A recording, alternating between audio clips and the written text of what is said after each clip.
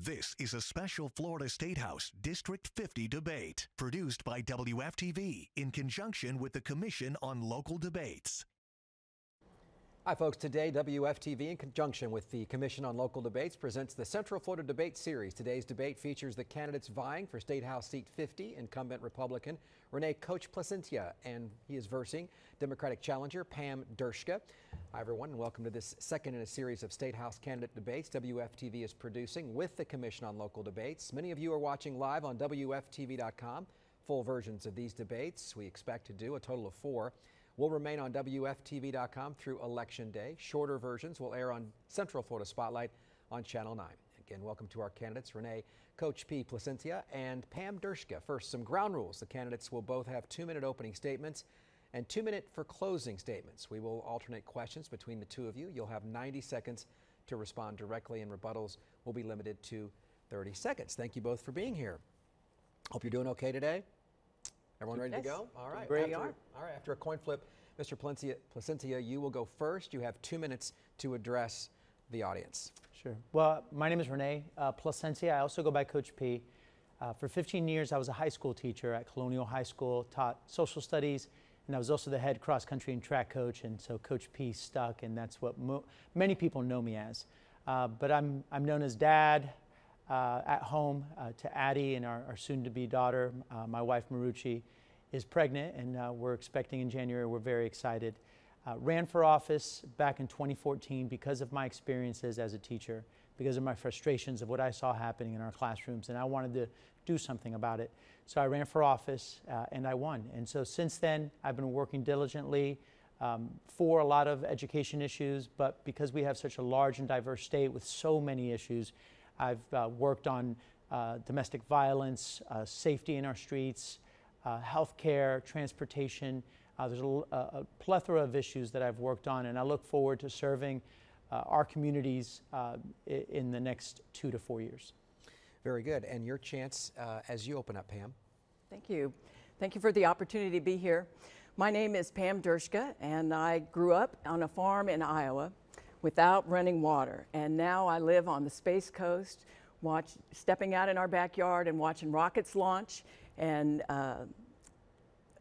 with solar panels on the roof and an electric car in the driveway. During that span of time, I got a bachelor's degree in education. I taught school for 4 years. I coached 3 sports a year.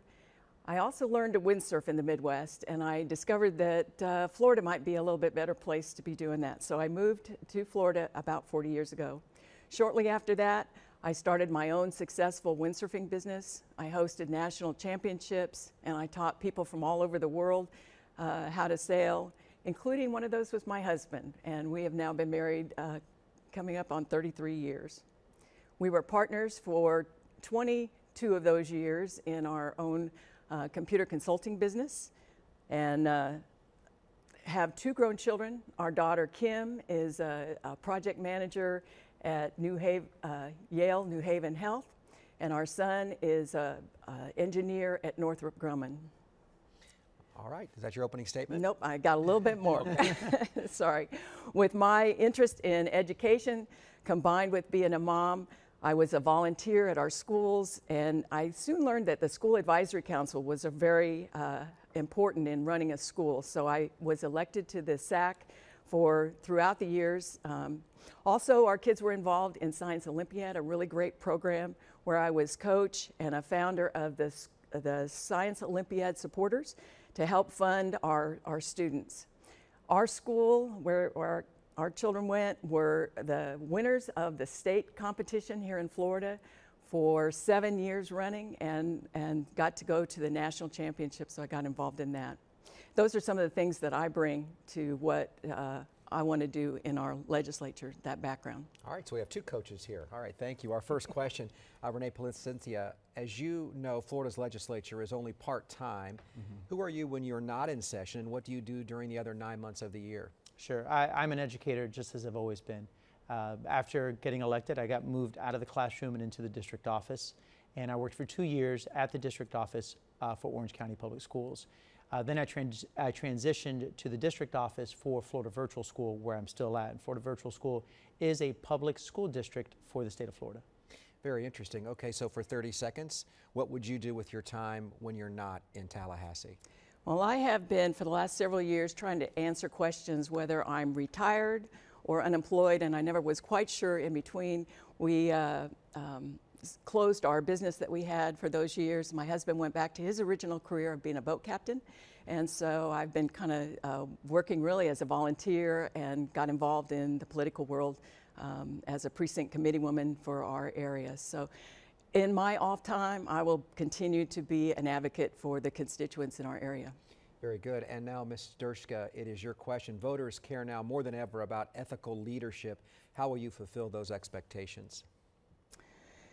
Well, that is one of the reasons why I am running for office, because I think we need ethical people in our government. And I'm not saying that about my opponent, but I think that a lot of things that have happened in Tallahassee have been really a result of a lot of money coming into the political world. And I think that we should try to remove a lot of the, I think campaign finance is really important. I also, I get asked at the door from people sometimes saying, if you're not a crook now, you will be. And I think that's very disheartening. One of the things that I would like to do is bring more people involved in the government process so that they have a role and can see that things are being done transparently and become involved, so that we can really be proud of our state government like we should be. Renee, you have 30 seconds, same format of that question. People care about that ethical leadership. How do you respond? Absolutely. I think it's important that people are able to elect members of their community who they have faith in, who they trust, and I represent that. As a former teacher and coach, there's so many families that I've impacted in our community, and to a certain extent, I think I was elected because of the trust that they've placed on me with their experiences that they've had with me. And our district is much larger than just the Colonial High School district, but I've earned that trust through 4 other elections, if you consider the primary and the general, having been elected from election to election. Okay, your time is up on that 30 seconds, and our next question is for you. Renee, what specific changes does Central Florida's economy need in order to benefit a larger amount of citizens, families, and businesses, and how can you accomplish that in the state legislature? Absolutely. So we happen to live in one of the best places in the country and in the world, especially when it comes to jobs. We have been leading the nation, not just in the state of Florida, but Orange County has led. I think it's been 3 months in a row that we've led the state of Florida in job growth. So we are seeing growth in our job market like no other place in our state, and to a certain extent like no other place in our country. Now, obviously, we know that a certain amount of those jobs are service industry jobs, which are some of the lower paying jobs. But now you're seeing organizations and companies like Disney increasing their minimum wage to $15 an hour, which is a good thing for those employees. But just as important is attracting some of those high-end technical jobs. We have the bridge facility for Neal City over in Osceola County. So if you want to take a look at our region and you draw a triangle between Bridge, Medical City, Research Park, and let's call it a rectangle, and the Space Coast, because you have aerospace and jobs over there, you have District 50 lies almost right smack in the middle of that. And so the people who live in District 50 are going just outside our district to get some of those jobs. And we're bringing more people who are coming here for those jobs as well. Research Park is the modeling and simulation capital of the world. Bridge will bring nanotechnology like nowhere else in the world. There's only 7, maybe 8 other places in the world that have it. And obviously our aerospace industry and our medical city are 2 of the most robust in the world as well. I'm going to give you a chance to, after we hear from Pam, to talk about changes, because that was the specific question, not just what we have here, but your response to that area, that growing area, and what do we need to do to include a larger number of the citizens in that growth? Great. Well, I think we do have a very strong business climate in the Space Coast and also within the Orlando area. But I think there's often a lack of push towards small business and support in that. When I've been at doors, I've had people tell me how difficult it was for them to get their small business off the ground because of different obstacles that they had. And one of the areas that I would really like to see is assistance in the small business area. And then, of course, the $15 minimum wage is something I would also support. Renee, the changes, you did talk about the difference there, Sure. which is important to point out, but what are the changes that you think need to happen to include more people? I think the biggest change is going back to what we were doing before 2 years ago. Over the last 2 years, we've seen an attack on Visit Florida, on Enterprise Florida, and we need to continue funding those programs. Visit Florida, talking about small businesses. Visit Florida really is there to protect the small business owners in our state. The companies like Disney, Universal, our large hotels within our region already have a marketing budget for their companies. It's the small businesses that lack that marketing budget, and that's what Visit Florida brings to them. Out of fairness, another 30 seconds for you. And I'll change that question and to what Renee said. Has he done enough as the incumbent to help those people that are struggling to get those small businesses off the ground? Well, I haven't followed every step that Mr. Plasencia has taken, but I see that there is still a real need, and that has not happened like I think it should from the state level. So I think that more needs to be done, and so I think that we should do that. Okay, so $15, would you agree with that as well? I would not. You would not. Okay, we'll touch on that a little bit more. Okay, Very good. interesting. You are for $15. Yes. Next question is for you. Mrs. Dershko, what do you believe is the right balance of power between the state government laws that you'll make in Tallahassee if elected and the power of local leaders here in Central Florida to take community-based action? Well, I think that there needs to be some minimum standards for areas in, say, the environment that is handled statewide. But when it comes to each local community has a better idea of what the special needs that they have for their community. They're closer to the people and to the needs, and I believe in the home rule for that local area, that they're the best ones to make those decisions. I do think that there are some overriding areas that the state needs to do, but in general I would pass that on to the local area. So, Renee? I agree. I mean, you take it in a case-by-case situation. There are some instances where you do not want preemption from the state government or the federal government, and then there are other instances where we elect our county commissioners and our city council members and our school board members, and we need to allow them to do their jobs as well. Renee, you have the next question, and I want to ask you about that $15 an hour. Why did you say no to $15 an hour across the board for minimum wage? Absolutely. Well, we do have a floor for minimum wage in the state of Florida, and actually every year our minimum wage increases based off of a formula that's calculated through inflation. And so right now I think it's right around $8.20, $8.21 an hour. Prior to that I think it was $8.06 the year before. There is a small increase in the minimum wage. I believe that companies should be deciding from that $8 on up what they're paying their employees. Disney decided to pay $15 an hour, and I think that's great for Disney. But there are some small businesses that would not be able to keep their doors open if we decided that we wanted to make sure that they paid their employees $15 an hour as well. And in addition to that, you have to take into account nonprofits. We have a lot of nonprofits in our state that are barely making it. They're barely making payroll. If they had to increase their payroll to $15 an hour for some of their employees, they may not be able to keep their doors open either. Your response? well, I think it is something that we cannot just say tomorrow we need to have a $15 minimum wage, but I think it is something that we can put into a plan of structure of how to get there, and then also once it is there, to be able to continue to have it raised according to the other, the other costs that we have in our community. If people cannot get that even at $15, it's hard to meet the cost of housing and medical needs and all the other things that I think that businesses need to be structured so that they can afford to give that to.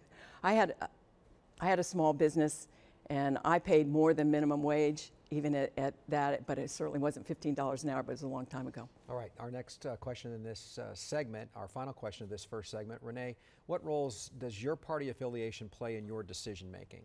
My party affiliation doesn't play any role in my decision making, and I have a history of that. If you take a look at 2 sessions ago, not this last session, they may have done it, I haven't seen it, but Politico did an article and they've they did a data analysis of all our votes, in which members, how often they voted with party and how often they voted opposite their party. And I was actually the member who was the most moderate in the legislature 2 sessions ago, and I imagine it didn't change much, if at all, in this last session. I take a look at every issue. I take a look at every bill that comes before me, and I vote on it based on its merits. And I also go back to experts in the district and ask them, whether it be an environmental engineer who I know from the district on a bill that has to do with the environment, whether it's doctors or healthcare providers on bills that have to do in the healthcare world. I'm a teacher. I don't know everything about education, so I still lean on administrators and teachers and people in education who may know a little bit more about it than I do. But I base my decisions on the merits of a bill and how it's going to impact our communities, and that's how I do it. Pam, your response, will party affiliation play any role in your decision making? Well, I also agree in the analysis and turning to experts in the field, but I will say that my beliefs and the structure that I think our government, the direction it needs to go, is lined up with the Democratic Party. And I don't think there'll be very many times that I would vary from that.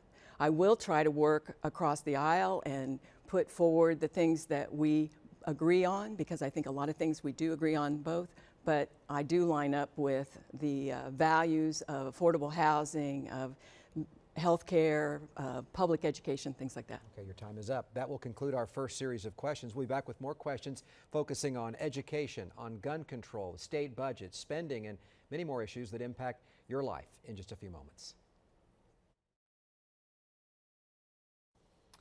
Welcome back. Thanks for logging on and watching. This is the second part of our special debate for an important state house race. We're here with State House District 50 candidates Pam Dershka and Renee Coach P. Placencia. Thank you both for being here and helping inform voters about your positions. It's an important time. We're getting set for Election Day. We'll start with our next series of questions. First up will be you, Pam. And Pam, how would you describe the unique and diverse issues facing your district to someone from outside our region? Boy, that is really a good question, because our district is very diverse. From Scottsmore up in the north part of Brevard all the way to Lake Nona, that's right along the edge of Orlando. There's 62 miles difference between those. And most of our activities in the county go from things in Orlando down to Melbourne. So we are very diverse. And some of the things I would say, for example, in the environment, in the people that live along the coast in the Brevard Indian River Lagoon area are very concerned about what's going on with the algae and the growth and the deterioration that we have seen over the years of our lagoon. In fact, my logo, if you see it, I have a windsurfer on it, because that's how I really appreciate the water, and I really haven't sailed for a long time in the Indian River Lagoon because I really don't feel comfortable in that water. If you go down to the Split Oak Forest in the just past Lake Nona, in that area, they're trying to fight having a freeway come through an area that was a mitigation bank set aside. And in the area around the Bithlo Christmas area, they're really concerned about the expansion of losing their rural preservation area. And that's so important for the watershed that we have, as well as the way of life of the people that chose to live there. So in that one example of environment, you can see how the needs are really vary among all the constituents in our area. And so when you talk about that district, 62 miles, your response in the next 30 seconds on dealing with that diversity. Sure. It's a very diverse district, and for many of the reasons that she had said, going from Lake Nona all the way to Scottsmore, that's a long district with a lot of different needs. One of the things that I'd like to touch on that she failed to mention was our growing Hispanic community. We have a very large Puerto Rican community, but we also have the second largest Venezuelan community in the state of Florida. And they are coming in as big a numbers as our Puerto Ricans are coming in, with much different needs, because they're actually coming from a different country. Very interesting. Your 30 seconds are up there now. The next question to you, Renee. Florida ranks 7th among states for higher education, but ranked 40th for K through 12 schools, according to separate studies. How can we raise the performance of our K through 12 schools to match the success of our university system? Well, that question infers that we haven't raised our K through 12 scores. And actually we have the 4th highest this past year. fourth graders had the fourth highest reading scores of any state in the country. So we have raised our education scores. And when you take a look at K-12 funding, sometimes it's not an apples to apples comparison. Like for instance, in the state of Florida, when we talk about per pupil spending, we have our capital outlay dollars and our pupil dollars are separate. So when you have a $10,000 here and $7,200 and some dollars here, we don't combine them. Other states combine the two. So when you see a state, maybe Nebraska or Kentucky, if they have a $12,000 per pupil spending, they may not be calculating their per pupil the same way we are. I do think, however, we do need to increase our per pupil spending a little bit more than we have in the past. We have had record spending in education every single year I've been in the legislature. Per pupil, not just because we've had more students coming into our schools, but because we've been funding it at a higher level. But I still think we need to fund it a little bit higher to make up for those years during the recession and just after the recession where we actually eliminated funding from education. All right, and Pam, your response. I have seen a real lack in the funding in the schools and also a lack of support for the teachers in some of the bills that have come forward to really show the appreciation that we have. I think we have a candidate running for governor that has a proposal that I would support, and that is to really restore back the tax, some of the corporate tax that was taken away recently, and be able to apply that towards teacher salaries. And that would not just be for the beginning teachers, but that would go across the board. So I think that's something that we can do. And I'd also like to add something about charter schools when we have time. We'll do that. Your All right. time is up, and you were talking about Andrew Gillum, his corporate tax increase to bring up the pay to schools Absolutely. and to teachers. Next question, Pam, is to you. What public policy do you think needs to be implemented, if any, to prevent firearms from falling into the wrong hands in Florida? I think the steps that were taken after the Marjorie Stoneman Douglas, or part of that act, were very minimal, and I really saw the students there appealing to our legislature, and I saw them largely be disregarded. I know some think that it was a real big step that was taken, but I think it was minimal. I believe that one of the things that they are pushing for would be to have restrictions on assault weapons, and I believe in a ban of assault weapons being out in the general public. I think the debate will be how to classify them, but I think that's something that we need to work on. I also think there should be a limitation on the amount of large capacity. When people go out and shoot waterfowl, I don't know why they want to do that, but some do, they're limited to 3 shotgun shells, and I think that here we have these mass capacity that should be done. We also need to work on expanding all the background checks to take out any loopholes that exist. I think we could, we have so much money that the schools are spending now to protect themselves, and for the most part that's against armed people to enter, and I think there could be a tax on guns and ammunition that could help fund some of those expenses. So I think there's a lot that we can do and still let people protect themselves with and follow the Second Amendment. All right, Renee, your time? Sure. On what exactly? Okay, the question again was, what do you think in terms of public policy needs to be implemented, if any, to prevent firearms from falling into the wrong hands? And I disagree with Ms. Dershowitz on this. What we passed on the school safety bill was significant. Actually, I was reading an article the other day. It said that there are only 2 states that actually passed significant firearms bills in the entire country, and the state of Florida was one of them. To say that a mandatory 3-day waiting period is minimal, I think is a bit of a stretch. To say that the red flag provision is minimal, that means that now legally, if someone is Time is up. Oh, I'm sorry. I'd like to continue with this discussion because I feel like you also had more to say here. What else would you say regarding just on what Renee has touched on? Because I want to give you a chance to finish that thought as well. Well, I think the things that were done that were significant was to increase the mental health counseling and funds to go towards that at the schools. I thought that was a significant thing. And, you know, I think that some of the expansions of the background checks and the bump stocks, some of those things were, but I don't think they went nearly far enough. So as a follow-up to that, do you think we're done if you're reelected with gun control in the state of Florida? Are you good with what's there? So I don't think we're done with any issue here in the state of Florida, and that's why we come back every year. We need to address issues as they arise, maybe take into account predicting things that may happen. Our society is always changing. Our society now in 2018 is different than it was in 1998 or 1988 or 1978, and our laws should reflect that, and that's why we come back every year and we address those laws. Last year, we addressed some of these firearm issues, and the red flag, which I was explaining to you earlier, allows for law enforcement and a judge to legally remove a firearm from someone that they believe can harm themselves or harm someone else. Do you believe in a bullet tax to pay for some of the things being done in school? Absolutely not. All right, so that was a good discussion on that. Next question on education for you, Renee. In the past legislative session, legislators signed into law the provision for voucher-like scholarships to pay for students who are bullied in public schools to attend a private school. There are both private and public schools in your district. What do you think is the role of the state regarding support for the public, charter, and private schools, and what will you do in the State House regarding your stance? Yeah. I hope I have a minute 30 for this one. This is a long one. So you touched on a lot of different issues. The first one I'll talk about, the Hope Scholarship. I voted against that bill. The reason I voted against that bill is because I felt it was a bit disingenuous. I didn't think that that bill was really talking about kids that were being bullied, and if you looked at the bill, there were almost 30 different reasons why you could remove your child from the public school and access the tax credit scholarship.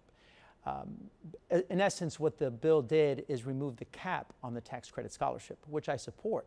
I believe that if you make under a certain income, if you're in an environment that is either not safe, there isn't the right type of learning going on, and your family wants to access dollars to send you to a private school, I would hope that those kids and those families would have that opportunity because they otherwise would not have it.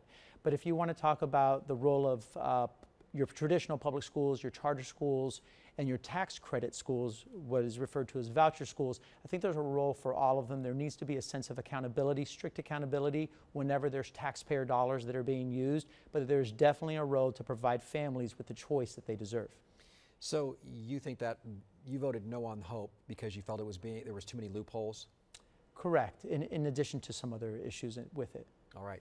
Pam, your response to that lengthy question as it regards the funding of the charter and the public and the private school and the Hope Scholarships, where do you stand on that? And I get 30 seconds. But I do, I applaud Mr. Plasencia for his vote on that, because to remove someone because they're being bullied rather than to deal with the bully, I think is the first part of that is the problem. And the second part is so much money going towards private charter schools. I really don't have a problem with public charter schools, but the ones that are for profit and they are, private for profit, I think that's wrong for the public money to go there. And especially because there's such a lack of accountability. They can have non-certified teachers and all sorts of things. So your time is up on that response, so I'm going to give you a question that will add time to that. Okay. What do you think, or do you think, public money should go ever to fund these private for-profit charter schools? I do not think that public money should be going towards private schools. If they are public charter schools, then I support that to provide a choice, but I think that the money they need to be held more accountable. Right now there's not a lot of accountability, and I want to make sure that they have certain limitations that are with the public schools, that they also keep those, some of those requirements to the charter schools. Charter schools started out to be a really good thing, I thought, as more of an experimental process, and it's gone way beyond that to be something that's not so good. Renee, your response? Sure, I think there's two things there. First of all, when she says there's not a lot of accountability, that's false. Over the last 6 years, we have put into statute a multitude of accountability measures to the extent where last year I thought about filing an accountability bill for charter schools, met with Orange County Public Schools, and we couldn't find one provision that differed between our traditional public schools and our charter schools. So the only thing we could look at was building codes, but as you know, most charter schools don't build. They're taking over strip malls. But one other thing I do want to say is there's no such thing as a private charter schools. All charter schools are public. So that was a misspeak on my part. with that, but I do want to ask you yes or no. Yeah. Do you believe that public money should go to for-profit private schools? That's a bit of a nuanced question because you have different pockets of money. I voted against sharing capital outlay dollars with our charter schools. So when you talk about taking public dollars that are discretional, like capital outlay dollars, which are typically used solely for traditional public schools, and then sharing them or mandating that they be shared with your charter schools, I voted against that because I believe that is a local issue. Orange County Public Schools was sharing their capital outlay dollars with their charter schools long before we mandated them to do so. The other issue is your FTE dollars. If a student leaves, It's time up. I got to let you respond Sure. to that. Well, I question when he's saying that was false, because I've certainly heard about teachers that didn't have to have certificates, a variety of things that were not what I would want my child to go to that school because of some of the things that happened in the schools. So Get public money going to that. and public money going to it. what she said is absolutely false. Charter schools have to be held to the exact same accountability on teacher accreditation. But are they? Yes, they are. Absolutely. All right. We'll agree to disagree, but I'll look for the facts. Please do. Thank you. Question number 10, our final question in this segment for Pam Dershka. What is the one issue you believe leaders at the local and state level are currently overlooking? If elected, how would you adjust Florida's $89 billion budget for this issue? Would you make any other budgetary shifts?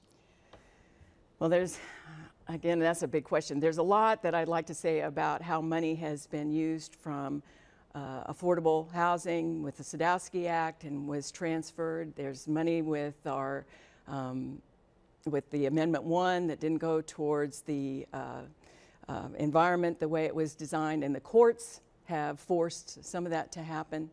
So I'd like to say more about that, but I think the one area that I would really want to really concentrate myself, not that it's my first priority, but it's one I think I could really excel at and make a difference, and that's in expanding solar. I think that solar for Florida is just the greatest thing, and it needs, I have been able, my husband and I have solar on our roof, and we see the advantages of that. I've been to the Florida Solar Energy Center, and there's a 12.3%, I think it is, payback for the investment in that. Right now, Florida does not, they have restrictions on some of the solar aspects. They don't really promote it in ways that the average person or the person that doesn't have money set aside can do it. We took money from our retirement to be able to put into it because we knew it was a good investment. But so often you have to have the upfront cost, and so I would like to see programs. There's a SELF program that is in Brevard County now. There's a lot of programs like that, and if the Public Service Commission would help with that, we could make it a lot better and have a lot more solar on the rooftops in Florida. Renee, again, long question, 30 seconds. What, in terms of the funding, if you're reelected, would you adjust to that $89 billion budget if you could on day one? Sure. Well, on day one, what I would adjust is looking at putting more money into healthcare. We have children with special needs who, although they do qualify for state-run healthcare through Medicaid, sometimes those reimbursements aren't good enough to provide specialty doctors to see them, or the wait is so long because there aren't enough doctors that are accepting Medicaid because the reimbursement rates are so low. I would take a look and see what are our biggest needs and increase those reimbursement rates so we can provide that care for those families. We've got yes and no questions coming up, but while you're touching on that, do you think that Florida should accept that money for Medicaid? Well, I voted to accept the money for Medicaid when we had an opportunity to do so back 3 years ago, maybe it was 4 years ago. So I voted for Medicaid expansion, but Even though your party did not? Correct. And where would you stand on that? And we had a debate last week where he challenged me on my statement of accepting the Medicaid, and I've done some research on that, and it is because we have a Republican legislature that is holding back, not because of any other restrictions. It would be available if we had a governor and a legislature that would approve it. So I feel strongly that that should be done. There's a lot of people without health care because of it. Very interesting. You can see the importance of this education to our viewers in terms of who they're voting for and where you all stand and others that are going to be here as well. We'll take another quick break and we'll be back to ask these candidates questions about job creation, our tourism-based economy, affordable housing, the environment, and much more in a few moments. Welcome back here again with State House 50 District 50 candidates, Renee Coach P. Placencia and Pam Dershka. Thank you again both for being here to debate the issues. Let's start with our next series of questions. First up, as we move along, this is Renee. Renee, a number of your constituents and their families work in the growing space industry. What can we do at the state level to ensure that this flourishing industry, characterized by the new companies we've seen and public-private partnerships, which are really flourishing in part of your area, continues to grow here and doesn't move elsewhere to places that would love to have that business, and they're popping up all around North America? Correct, and you're absolutely right. They're not just popping up, but they've been there for a long time. We're in direct competition with Alabama, New Jersey, Seattle, Colorado, Houston for a lot of these aerospace jobs. We need to do what I said before, reinvest in Enterprise Florida. Enterprise Florida, through Enterprise Florida, Space Florida takes in some of those dollars and is able to get some of these companies to move in here. We lost a huge contract with Blue Origin because we didn't have a good enough package at the table. We need to make sure we don't lose those contracts. It is an issue when we saw the space shuttle program end and now the reinvention of Brevard County. What do you think should happen to make certain that our space industry, public-private partnership, flourishes on your watch? Well, I live in Titusville, where I am up close and personal with that. I have a brother-in-law that works over and works with the propellants for the rocket launches. And I think that we do have a good structure for that. There was a problem with Blue Origin in some debate about where the funds would come and whether they could be in a loan package, and that really, I think that discouraged Blue Origin and caused us to lose that next step. I think we have a strong footing in Brevard for that and around the community, and I think we can continue to hold that, but I would work with that. Pam, 72 million travelers visited Central Florida in 2017. In comparison, 63 million, same time frame in New York City. So you can see the number of people that come here. Individual citizens have begun taking interest in lodging tourists for a profit through online home sharing like Airbnb. Some members in the community are against that. What do you feel your role in the state legislature should be regarding ongoing proposals for regulations of home sharing? Well, I can tell you that personally, I'm a real proponent of that. I have a couple sister-in-laws that have supplemented their income. One is a teacher and one is on disability, and they both have, really done well with their Airbnb. I think there's been some concern about taxes, and that has been resolved, I think, because now it's collected up front. I think that it is a good thing. I like the sharing community, but I also know it can be disruptive. And I think that as a state, we should really let that be up to the local community, how they deal with that. If a community feels like they're losing so much of their community because there aren't people to go to the library, there are not people to go to their schools now because there's so many houses that are owned by investors to do Airbnb, then I think that we can count on them to make regulations for the best of their community. And as a state, we can step back from that and let them take that control. I hope that a lot of places continue it because I personally like using it. Renee, where do you stand on that? Yeah, I would like for it to be decided at a local level, but unfortunately a lot of local elected officials have decided to close their doors to Airbnb. For example, Flagler County, the entire county, you can't utilize Airbnb. So at that point, the state does need to go in and set down some parameters of what it would look like statewide. And that's when you get input from your county commissions, you get input from your HOAs, from your management properties, companies. You get input from your cities to find out what is the best overall environment for Airbnb throughout our varied communities and craft the best policy for that. Okay, your 30-second response is up. Renee, the 1992 Sadowski Act established a trust fund to develop affordable housing programs in the state of Florida through taxes on real estate transactions. The state legislature has consistently allocated the fund money to fill other budget holes. Would you support legislation that protects the Sadowski Fund for its intended use for affordable housing? Yeah, I did support that legislation. So I was one of the co-sponsors that co-sponsored that bill this last legislative session. One of the things I do want to make people aware of is that our county commissions and our county government can also play a huge role and does play a huge role, depending on where you're at, on affordable housing. Orange County has decided not to reduce or eliminate impact fees depending on what developers were building. There are other counties like a Miami-Dade County where they have done that. They have eliminated impact fees. Brevard County, City of Cocoa is willing to eliminate impact fees so that builders can go in and cost effectively build affordable housing. So the affordable housing isn't just the Sadowski Fund. That's just a great term and a great focus, unfortunately, for campaigns, right? It's easy to just say, here's the problem. If we don't fix this and these are the people that are responsible for, we're not going to solve these problems. Unfortunately, that's not the way it works. Yes, we do need to keep the Sadowski Fund intact. We lost about $98 million, was rated last year to supplement other areas of our budget. We should have kept that in the Sadowski Fund and have it used the way it was intended to be used. But we also need to understand that the county commissions and your city commissions also have a huge role on building affordable housing in their communities. Yes or no, is the Sadowski Fund being used as it's intended? It is, but not well enough. Okay, and your response? Before even coming into this race, I attended a Citizens Academy that was in Brevard that each of the directors of the different departments came and spoke to us on a Friday for 9 Fridays in a row. And one of the things they talked about was the SHIP and the SAIL program that are part of the funds from the Sadowski would help finance.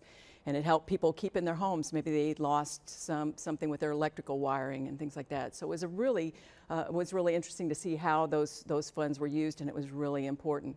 And I think that definitely the money should be kept using its intended purpose, or there should be a vote to change it, and everybody needs to be on the record saying that they decided not to use those funds. Interesting. It's going to be quite the debate going forward, both in your races and other races. Pam, do you believe that the uses of the tourist development tax, known as the TDT, as established by the state legislature, should be extended to local needs such as law enforcement and transportation?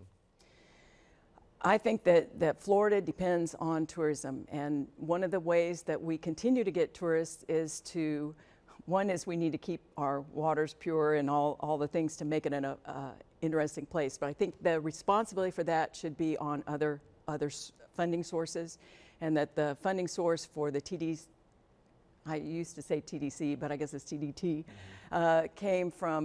should be spent on the advertising and the promotion of events.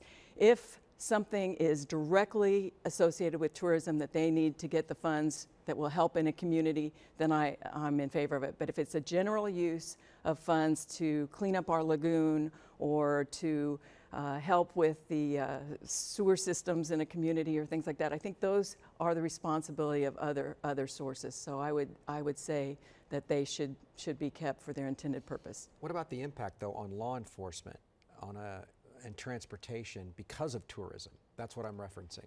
Yeah.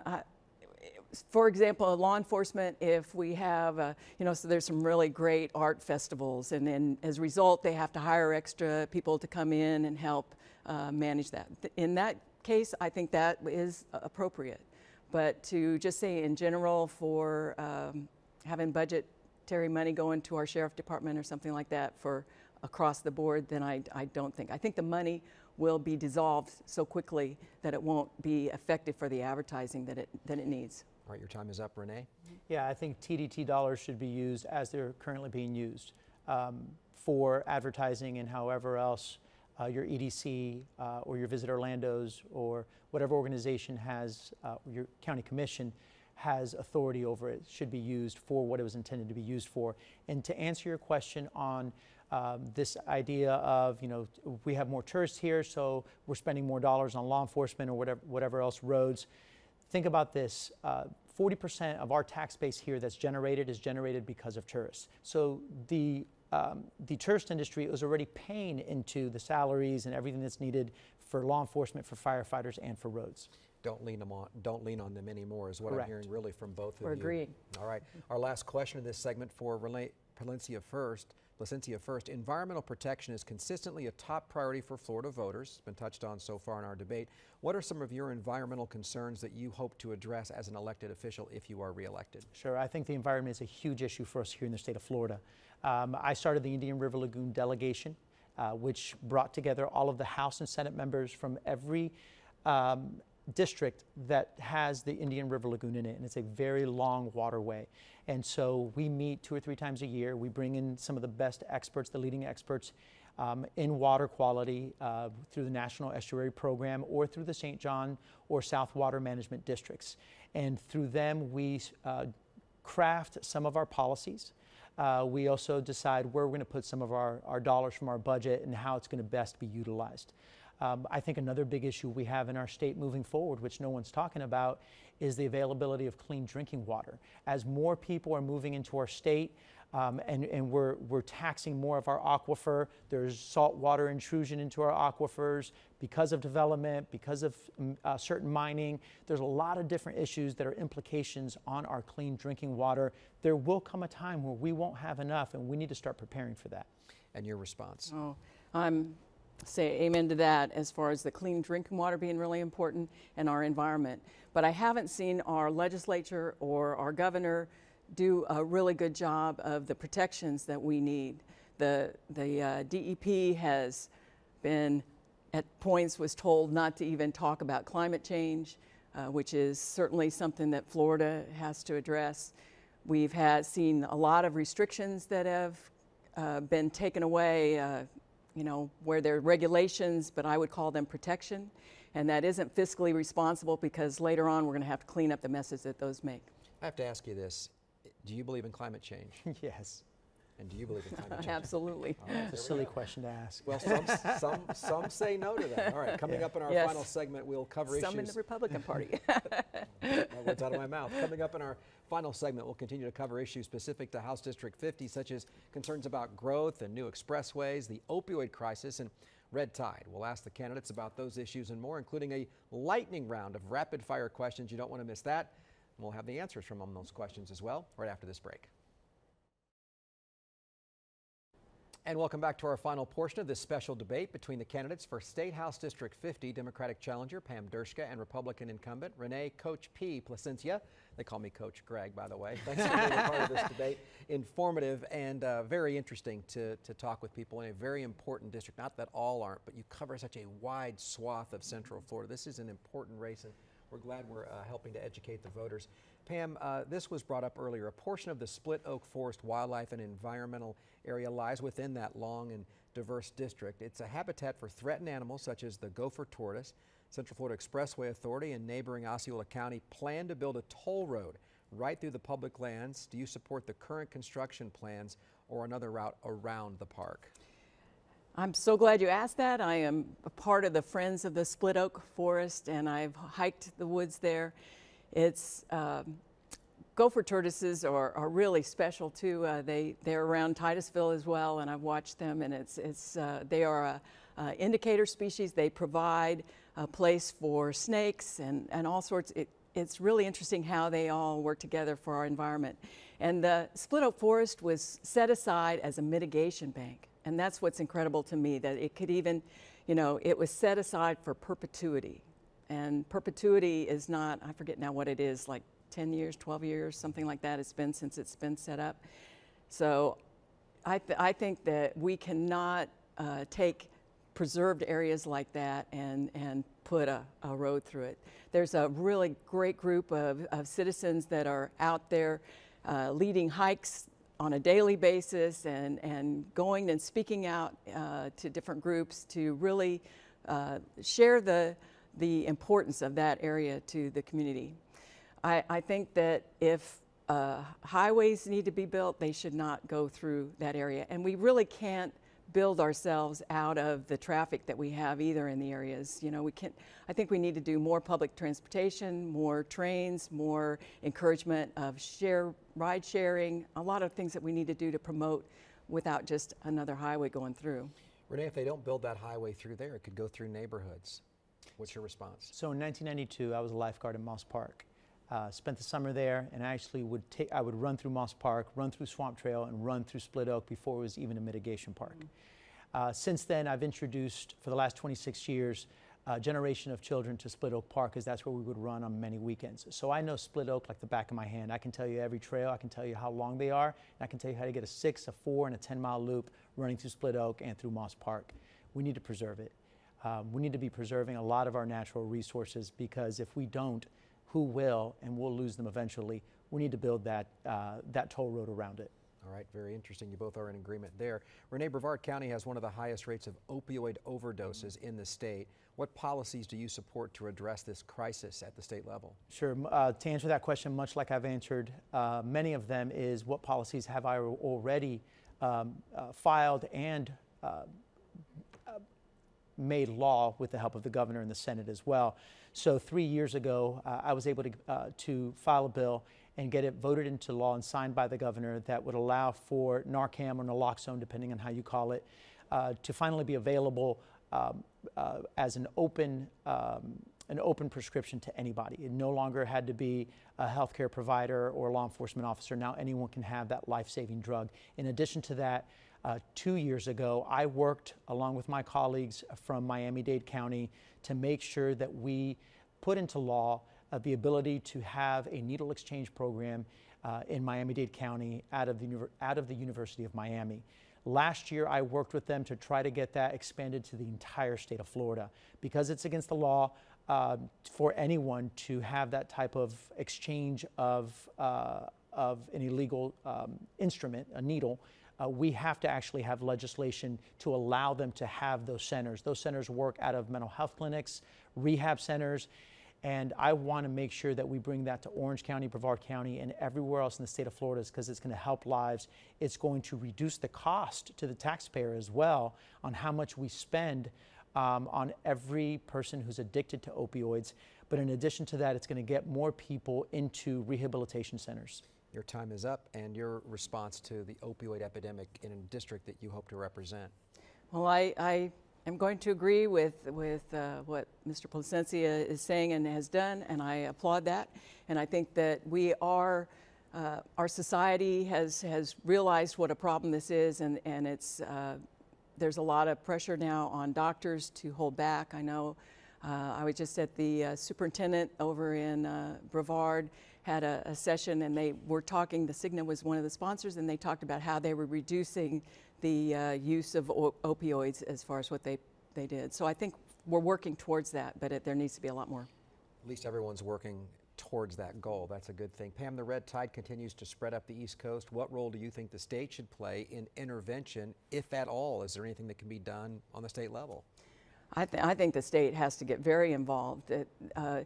If it continues, the red tide and the blue-green algae, with all the push of the agriculture and their what's going on in Lake Okeechobee, and also the pressure from the septic tanks and the infrastructure in our sewer systems that are inadequate.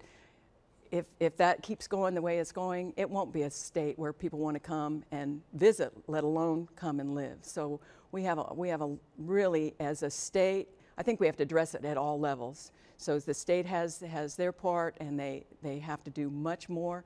I think the county and the cities have to do a better job. The utilities need to address those concerns. So I feel very strongly that that's something that is one of our pressing concerns in our state, and we need to do much more. Anything can be done for red tide. Renee, your response to that? Absolutely, and we are doing it. So with red tide, just like brown tide, just like the green algae, there are factors that are out of our control, like the increase in water temperatures, a hurricane coming through and disrupting the percentage of salinity in the different waterways. All of those play a role, but we are currently taking the steps, and we have been doing it for decades. Just in the city of Titusville, we have 18 septic to sewer projects right now. The last 18 septic systems along the Indian River Lagoon left. All right, this question for you. We'll start this one with you, Renee. A state representative can only propose 6 bills. What are your top priorities? My top priorities, as always, are education and healthcare as well. But there are a number of education bills that I'm going to be introducing again next year.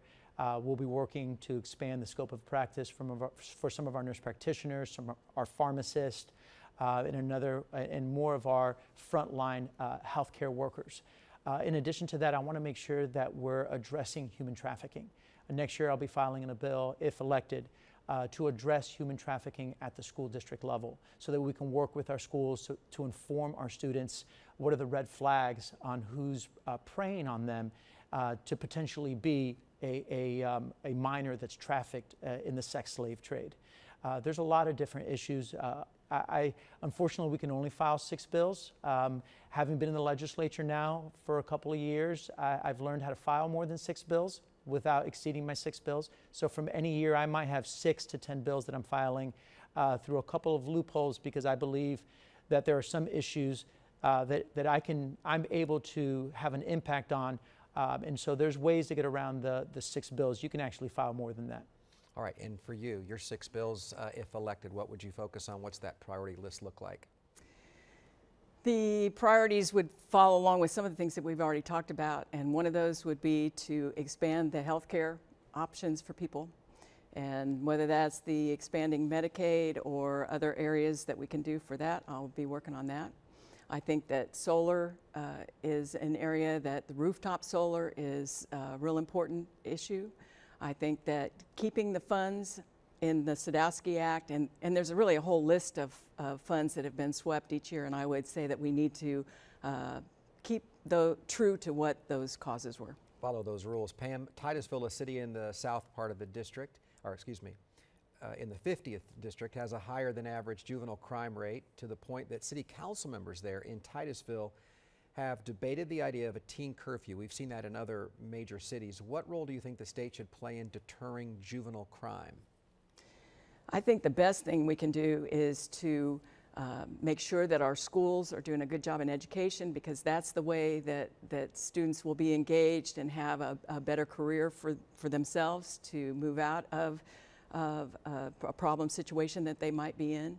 I have many friends and associates that are really doing great things with youth by having Friday night activities and feeding kids and providing activities, things that will keep them off the street. I know I've been knocking doors in a lot of communities that are under a lot of stress, and I can see that really the whole community needs, we just need to keep embracing those communities and trying to help with better paying jobs and with education to lift people out of the poverty that they're in and the rough conditions that they live under. Yeah. All right, so Titusville, with that higher than average juvenile crime rate, what should be done? Should the state get involved, or is that a city or county issue? For the most part, it's a city and a county issue. They know best what to do in their communities. I know I have sat with Chief Lau from the city of Titusville, with Mayor Johnson, with some of the city commissioners, and we've talked about the juvenile crime in Titusville, and I've always made myself available in any way to be able to help with that. I think in addition to working with the cities and the counties, there are other programs throughout the state that we have funded to a certain extent at the state level that we need to take a look at maybe funding a little bit higher, and that's some of our organizations like AMI Kids. Oh, I'm sorry. Time's up. That's good. That's good. Talking about funding and helping kids. I think all of us can get lost down that path because I think everyone is in agreement. Now, this is going to be the hardest part of this for you all, because this is the lightning round, and we'd really like to keep the answers to these questions to yes or no responses so we can move through this, all right? So yes or no. Renee, it's gonna be tough. No, I did preface it yes, with that. but. Yes, but. Okay, we'll start with Renee and we'll see how he does All right. here. Would you support a ban on assault rifles? No.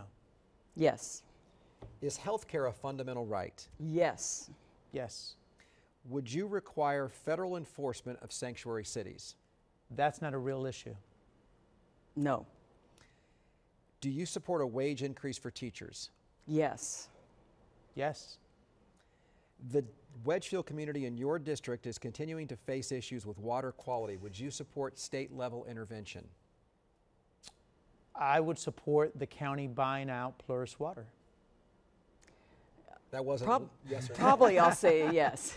Yes, I know they have a problem, and we need to address that. Currently, a police officer cannot pull you over for just texting while driving. Do you support allowing police officers to pull people over as a primary offense for texting? Yes. Absolutely. Renee, do you support the expansion of medical cannabis and recreational cannabis? Yes. On both. Yes. Yes. 2 yeses on that. So we had fun with the lightning round. That was good. And for the most part, we stayed to the one-word responses. Now each of you will have 2 minutes for your closing statements. Renee, you get to go first. And if you could address your camera. Which camera is mine? They'll pop it up for you. There you go. Right here. All right. So I've been serving now for the last 4 years as a state legislator in the Florida House of Representatives. Prior to that, I was a high school teacher and a high school track and cross country coach. But prior to that, I was just a young kid growing up here in Central Florida. I was born and raised here in Orlando, and my mother's from Puerto Rico, my father's from Cuba, and I understand what it's like to be in a multicultural community, in a multicultural home. Our community is very diverse.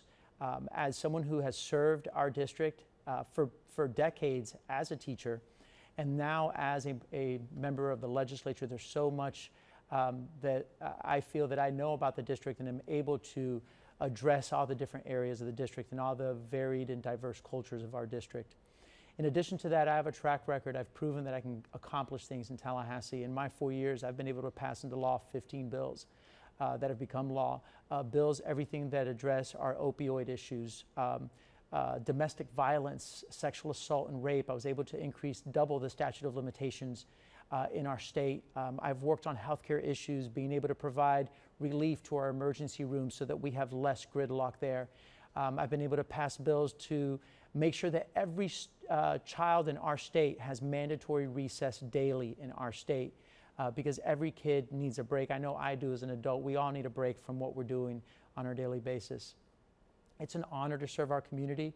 I feel blessed to be in a position that I'm in, and hopefully with your support, I'll get another opportunity for another 2 years to serve our community. You've heard a lot of the issues that I want to support over the next 2 years, and I hope I can earn your vote as well. All right, next up, Pam, you have the closing statement, the final word. My goal as a state representative is to bring citizen involvement to our state government. My campaign is a grassroots campaign. It's not funded with big donors. I rarely ask for money. With a few exceptions, we did have one fundraiser that was an ice cream social. It was really great. I do believe in having buy-in from a large number of donors, and I do have many small donors and just a few large ones, including my mother-in-law and several unions that have lots of members. You won't see a lot of signs out. You'll see my small signs maybe next to Coach P signs, but I will be, that's just not who I am. I can't afford it. I won't have flyers to you, but you will get me. And I will be fighting for what the citizens of our House district need. I've been knocking on a lot of doors, finding out what the needs are in our community, and I want to be there for them. I do have a lot of connections with other citizens that have expertise in areas, and I will be utilizing them. I'll be looking to scientists who won't be afraid to say climate change, to teachers who know that having a gun in the classroom isn't going to make their students safer, and to the medical profession who sees patients that really can't, are trying to juggle whether they're going to get another service or whether they're going to pay their rent. So during this campaign, I've been able to meet a lot of other candidates, and I am counting on them and I've enjoyed that. I'm counting on them to work with me to get me up to speed right away. We have an opponent that, yes, he's had 4 years in the legislature. If you've seen the results that you want, then you need to vote for him. But if you think things need to change, then I would appreciate your support. My name is Pam Dershka for House District 50. Thank you. Excellent. Both of you, thank you again for being here. We appreciate that. And at the end of the day, we appreciate our viewers logging on and tuning in to learn more about this civic lesson. So many people want to vote, but they don't know who to vote for, and now we hope that we can answer some of those questions. So again, thank you both for being here today. Renee Placencia and Pam Dershka, we appreciate that both agreed to take part in this debate, which of course was designed to better inform local voters. Not all candidates have agreed to debate in a public way like this, so In a sense, your willingness to debate today and explain your positions has already benefited the residents of District 50. And thanks to our partner in this program, the Commission on Local Debates, we look forward to 2 more State House debates coming up in the next week or so. Thank you for watching. This show will stay posted on WFTV.com throughout the election season, along with those future debates. Again, get out and vote. And again, thank you to our candidates for agreeing to come in today. Take care. Thank you.